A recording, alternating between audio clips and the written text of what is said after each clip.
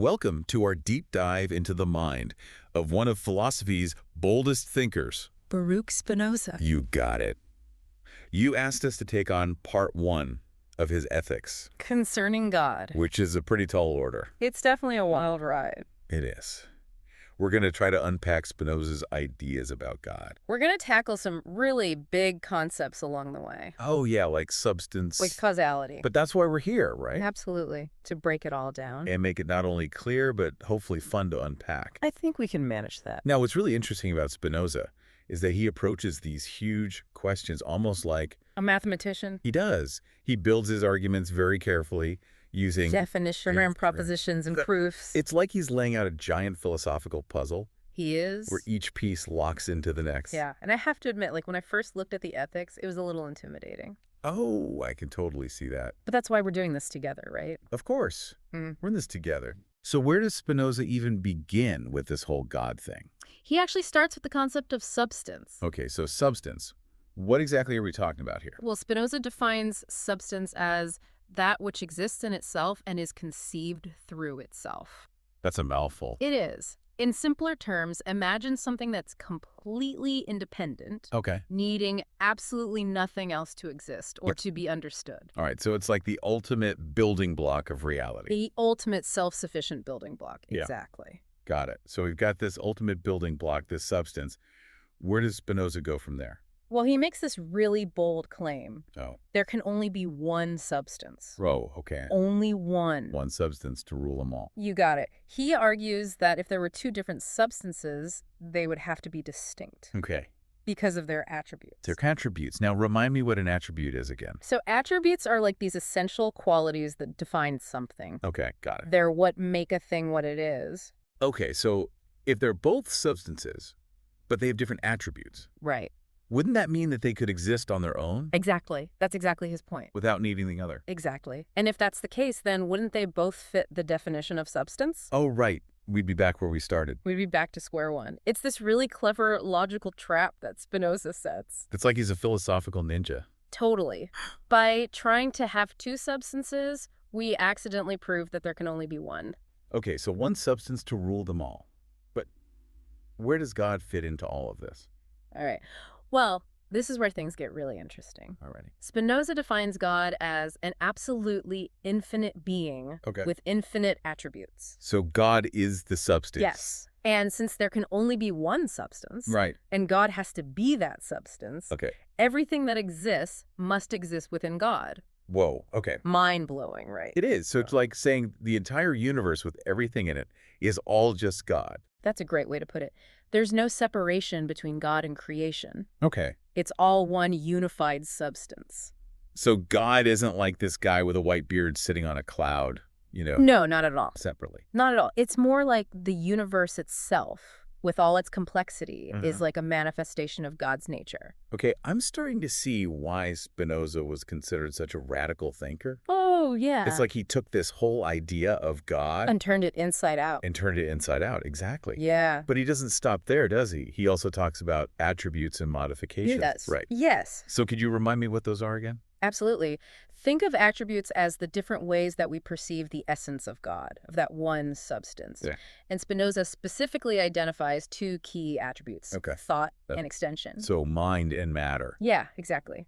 And this is where he really departs from the traditional view. It's like God is mind and then everything else is matter. Right.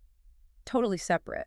But he's saying that they're both together. That God is both thinking and physical. There's no separate realm of like spirit or matter. It's all integrated. It's all one. Wow.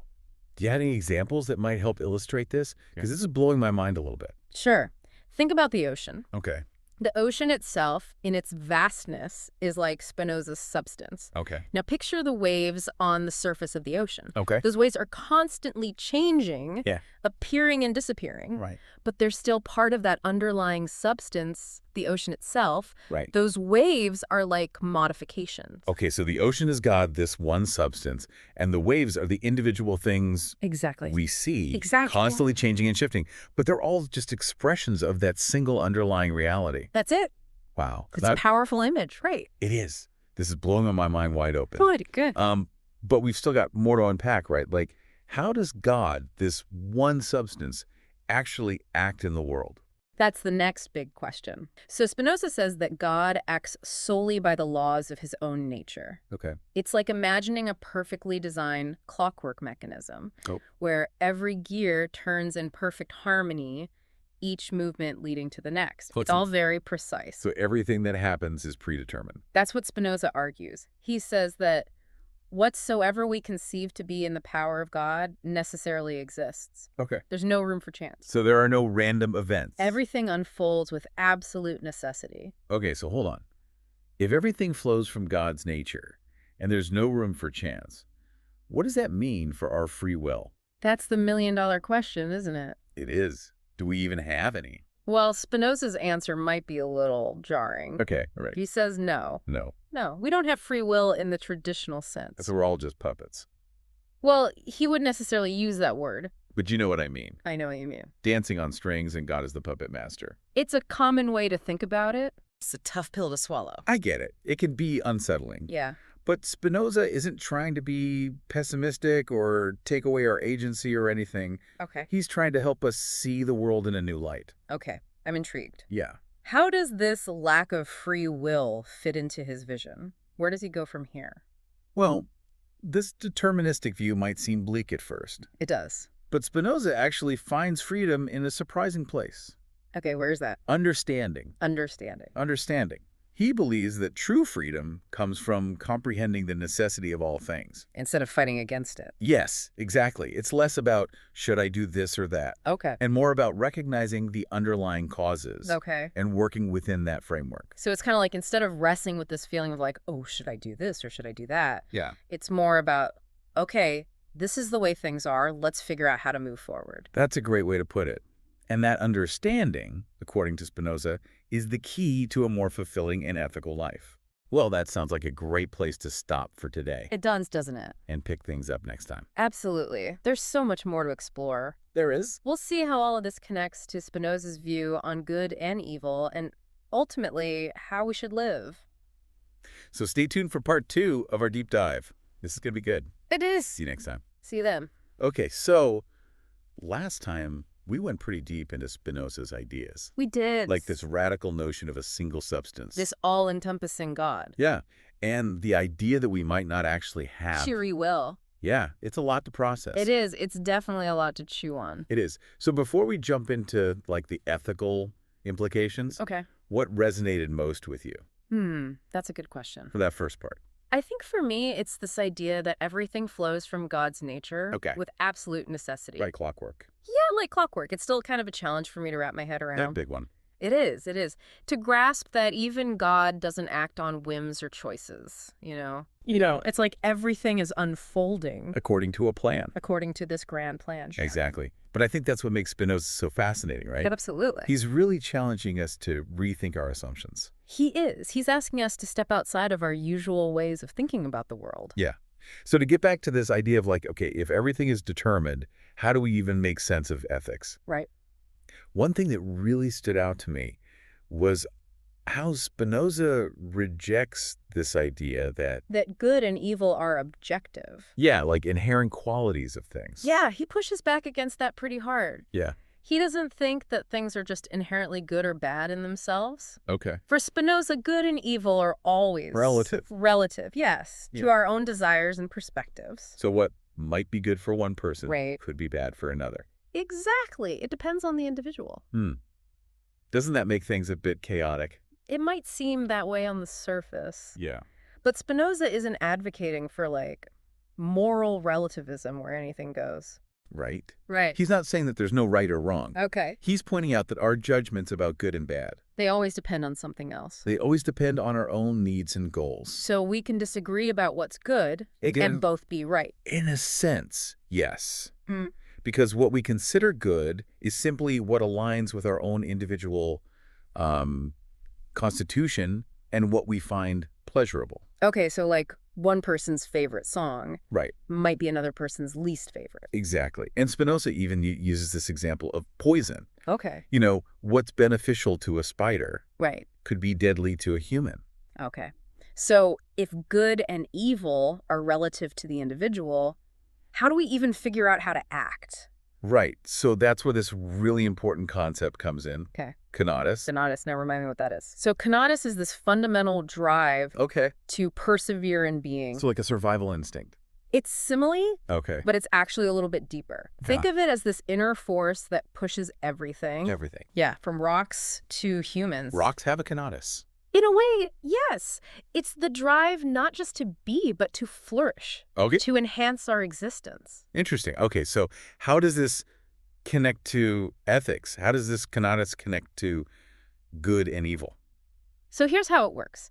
Spinoza argues that whatever promotes our conatus, whatever helps us to thrive and flourish as individuals, is what we perceive as good. And anything that hinders our conatus Right. would be seen as bad. Exactly. It's a really interesting way to think about ethics. Because it kind of flips the script on how we normally think about it. Right. It's not about following these external rules. Right. It's not about commandments or some external authority. It's about understanding ourselves Yes. and our own And nature. our inner drive. Yeah. So it's almost a self-centered approach to ethics. Some people have interpreted it that way. It is, right? Yeah. But Spinoza also addresses the potential problems with that. Okay, so I was going to say, wouldn't that lead to just like a bunch of selfish people running around?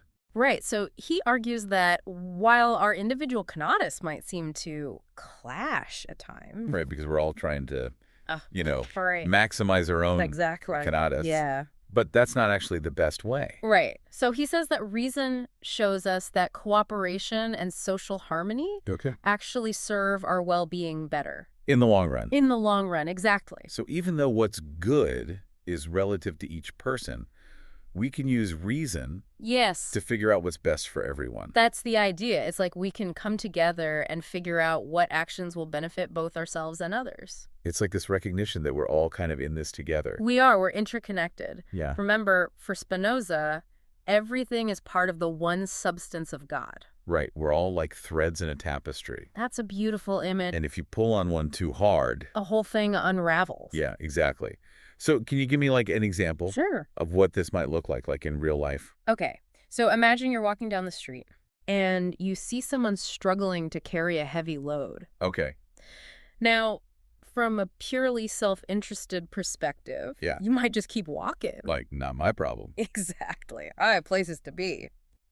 But from a Spinozist perspective, Okay. you would consider that helping this person, even if it's a little bit inconvenient for you, Right. contributes to the well-being of the community as a whole. Which ultimately benefits me too. Exactly. It's not just about helping that one person. Right. You're contributing to a more harmonious and supportive environment. Which then allows my conatus to flourish as well. That's the idea. It's a win-win. Yeah, it's like that saying, a rising tide lifts all boats. Exactly. Okay, so it's not just about calculating those external benefits, right? Right. It's also about that internal feeling, Yes. Spinoza talks about this a lot. that joy that might come from acting with compassion. Yes.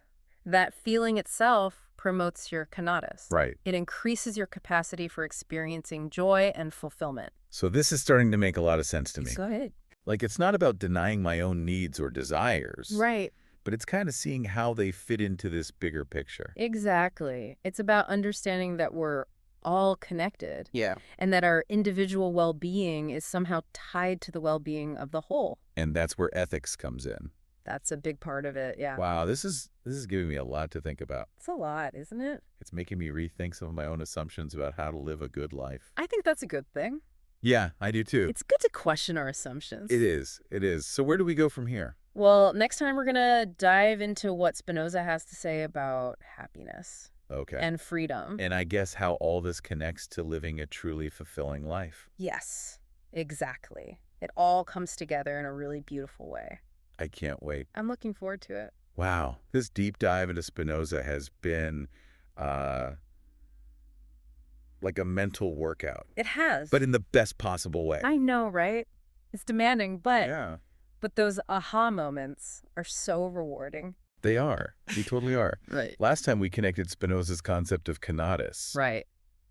that drive for self-preservation, Yeah. to his ideas about good and evil. Right. Right. It's amazing how he like weaves that in to a whole approach to, Living ethically. to living ethically. Right. So it's like this key piece of the puzzle that leads us to, I think, what's maybe the most practical part of his philosophy, which is how he sees true happiness. And freedom. Yeah, and freedom. Which is tricky, right? Because we've been talking about how he says we don't have free will. Right, exactly. If everything's determined. Yeah, God's nature. Yeah, by God's nature. Where's the room for freedom?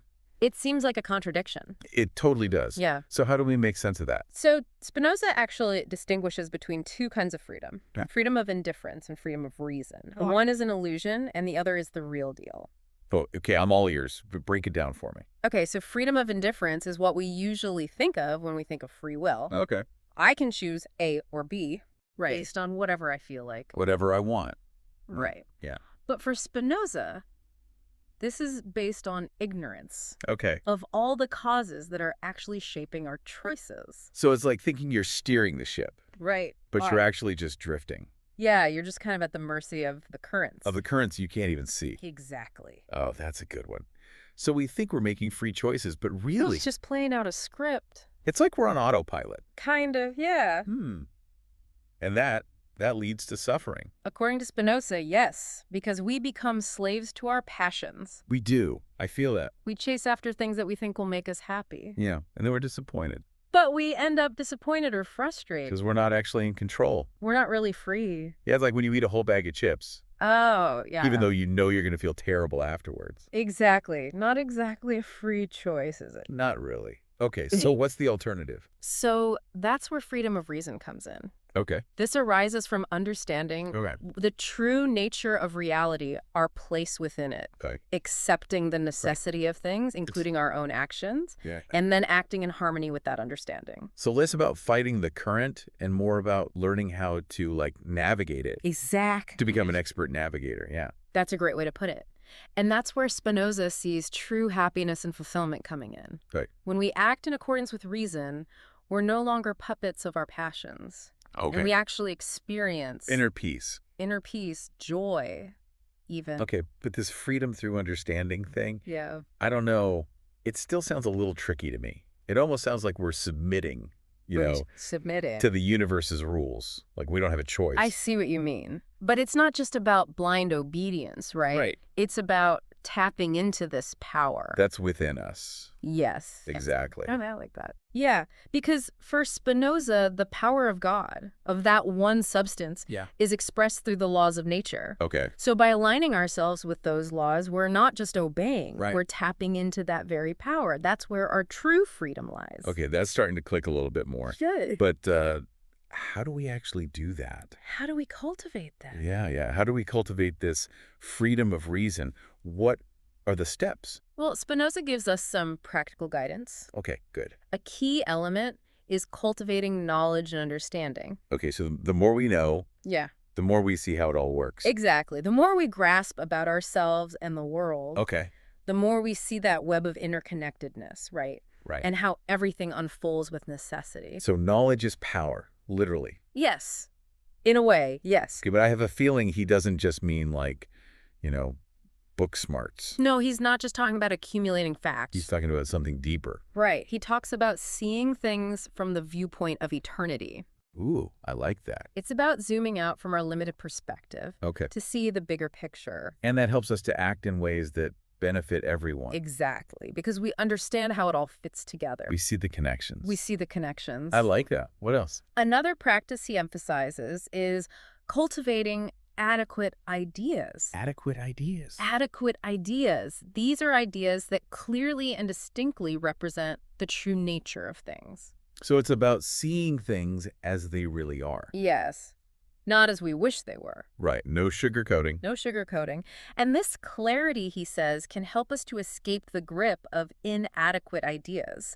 Right. Those kind of distorted perceptions that can fuel negative emotions and harmful actions. Okay, so it's like this freedom of reason. It sounds like a constant. It is. It's a process. Okay. It's an ongoing effort. Like you're always having to check yourself. Absolutely. Always examining our thoughts, trying to see things more clearly. It's like mental spring cleaning. I love that. Mental spring cleaning. Well, The time. yeah. So Spinoza's basically saying that this search for freedom and happiness, Yes. a lifelong journey. It is. It requires effort and vigilance. It's not easy. No, it's not easy.